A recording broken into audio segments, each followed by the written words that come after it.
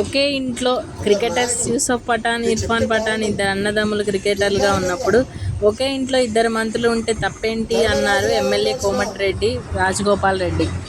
నాకు మంత్రి పదవి ఇస్తే కిరీటంలాగా నాకు కాదు, బాధ్యతగా వ్యవహరిస్తా. 30 ఏళ్లు మంత్రి పదవి అనుభవించని జానారెడ్డికి, రంగారెడ్డికి, హైదరాబాద్ ఎమ్మెల్యేలకు మంత్రి పదవి ఇవ్వాలని ఇప్పుడు గుర్తుకు వచ్చిందా అని క్వశ్చన్ చేశారు. జానారెడ్డి ధృతరాష్ట్రుడి పాత్ర పోషించి నాకు మంత్రి పదవి రాకుండా అడ్డుకుంటున్నారు అని తెలియజేశారు.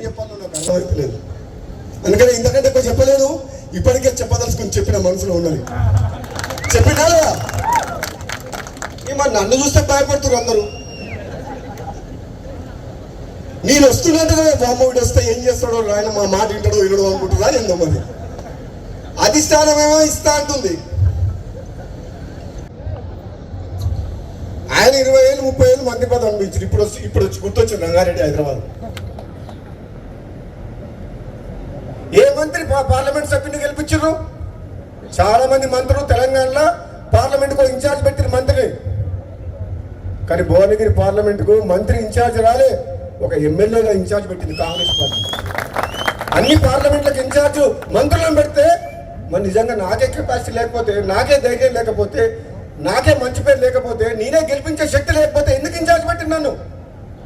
అన్ని తెలంగాణ మొత్తం మంత్రులు ఇన్ఛార్జ్ పెట్టి భువనగిరికి ఎందుకు ఎమ్మెల్యేని ఇన్ఛార్జ్ పెట్టిండ్రు? అంటే గెలిపించే సత్తా ఉంది, ప్రజల్లోకి పోతాడనే కదా. మరి ఇచ్చిన వాటిని నిలబెట్టుకునే బాధ్యత ఎవరిది? మీరు ఇన్ఛార్జ్ పెడితే గెలిపించి ఇచ్చినవా లేదా సీటు? ఎవరిచ్చిండ్రు? ఆదిలాబాద్ గెలిచిందా? మహబూబ్ నగర్ గెలిచిందా? సికింద్రాబాద్ గెలిచిందా? మల్కాజ్గిరి గెలిచిందా? మెదక్ గెలిచిందా? కరీంనగర్ గెలిచిందా? ఈ మంత్రులంతా ఎక్కడ పోయిండ్రు? మరి ఎక్కడ? నేను అడిగేది ఓ దయా దాచిందల మీద మీరు ఎప్పుడు ఇస్తారా అని మేము ఎదురు చూస్తలేం.